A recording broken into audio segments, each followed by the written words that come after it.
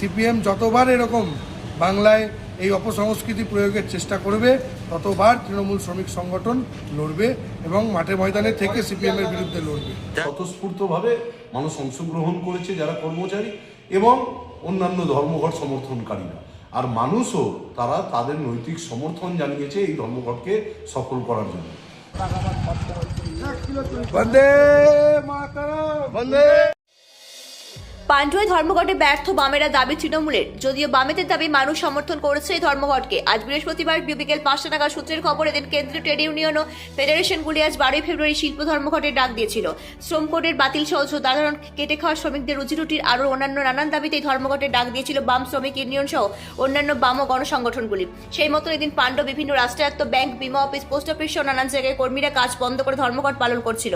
Pandua block Trinamool শ্রমিক সংগঠনের নেতা দীপায়ন চক্রবর্তী ওরফে শানু নেতৃত্বে পান্ডুয়া ব্লক আইএনটিটিউসির কর্মীরা রাস্তায় মিছিল করে এই বন্ধের বিরোধিতা করে এবং বন্ধ থাকা বিভিন্ন অফিস, পোস্ট অফিস খোলবার জন্য সচল অবস্থায় কাজকর্ম করার জন্য কর্মীদের অনুরোধ করে শানু। এদিন জানান, বামেরা 34 বছর ধর্মঘট করে রাজ্যের এই দুরবস্থা করে রেখেছে। আমরা সারা জীবন আমাদের সংগঠনের পক্ষ থেকে কর্মনাশা ধর্মঘট কালচারের তীব্র বিরোধিতা করি। ধর্মঘট বামেদের কালচার। যদিও এই প্রসঙ্গে এদিন পান্ডুয়া সিপিআইএম এরিয়া কমিটির সম্পাদক আমজাদ হোসেন দাবি করেন, সমস্ত খেটে খাওয়া শ্রমিকদের রুচির দাবিতে এই ধর্মঘটকে সমর্থন করেছেন এবং আপামর এলাকাবাসী তাদের ধর্মঘটকে সর্বোত্তম সমর্থন করেছে। নিঃসংবাদদাতার রিপোর্ট, আমার বাংলা নিউজ। আসা কিসের জন্য? গতকাল আমরা হঠাৎ জানতে পারি যে 12ই ফেব্রুয়ারি সিপিএমের শ্রমিক সংগঠন সিটু তারা একটা ব্যাংক ধর্মঘট ডেকেছে এবং শিল্প ধর্মঘট ডেকেছে। তো এই ধর্মঘটের বিরুদ্ধে সিপিএম 34 বছর ধরে এই ধর্মঘট করে করেই তো বাংলাটাকে শেষ করে দিয়েছে। এই ধর্মঘটের সংস্কৃতি বাংলায় আর চলবে না। মমতা বন্দ্যোপাধ্যায়ের নেতৃত্বে এই প্রগতিশীল বাংলায় আমরা যে উন্নয়নের জোয়ার বইছে, এখানে ধর্মঘট, বন্ধ, এইসব অপশব্দের বা অপসংস্কৃতির কোনো জায়গা নেই, কোনো স্থান নেই। আজকে এলআইসি অফিসে ওরা 2-4 জন এসে এখানে অফিসটাকে বন্ধ করে রেখেছিল, সেটাও আমরা এখন খুলিয়ে দিলাম। আমরা পোস্ট অফিস সকালে বন্ধ করেছিল, সেটাও খুলিয়ে দিয়েছি। State bank of India Pandua বন্ধ করা ছিল, সেটাও আমরা ব্রাঞ্চ ম্যানেজার সাহেবকে ডেকে খোলানোর বন্দোবস্ত করেছি। পাঞ্জাব ন্যাশনাল ব্যাংক খোলানোর বন্দোবস্ত করেছি। এগুলো সমস্তটাই করেছি।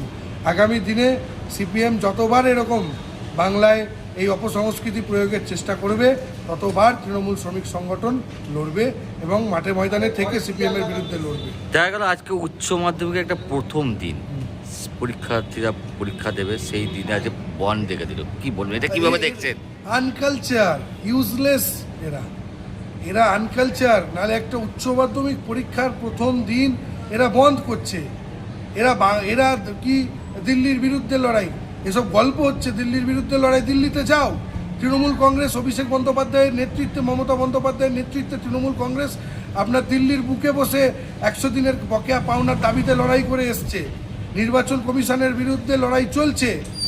তাহলে তোমাদের যদি বিজেপির, সিপিএমের যদি বিজেপির বিরুদ্ধে সত্যিই লড়াই করার জায়গা থাকে, দিল্লিতে করুক। বিজেপির পার্টি অফিসের সামনে কলকাতায় গিয়ে করুক। সেখানে করবে না। সেখানে তো ওদের ভোট শেয়ারের ব্যাপার আছে। এটা তো বাংলার মানুষ বুঝে গেছে। ভোট আসলে এই সিপিএম রাতারাতি ভোট শেয়ার করে দেয়। এদের লাল জার্সিটা গেরুয়া করে নিয়েছে। আর এখানে দিনের বেলা ভোটের সময় দোস্তি আর সারা বছর কুস্তি দেখায় এই সিপিএমের লোকেরা। এই সিপিএমের অপসংস্কৃতি বাংলায় চলবে না। কি নাম আপনার? আমার নাম দীপায়ন চক্রবর্তী, আমি পান্ডুয়া ব্লক আইএনটিটিউসির সভাপতি। বন পালিত হচ্ছে, দেখা গেল আপনারা বিভিন্ন অফিস আদালতে ঝান্ডা নিয়ে গিয়েছিলেন বন সফল করার জন্য।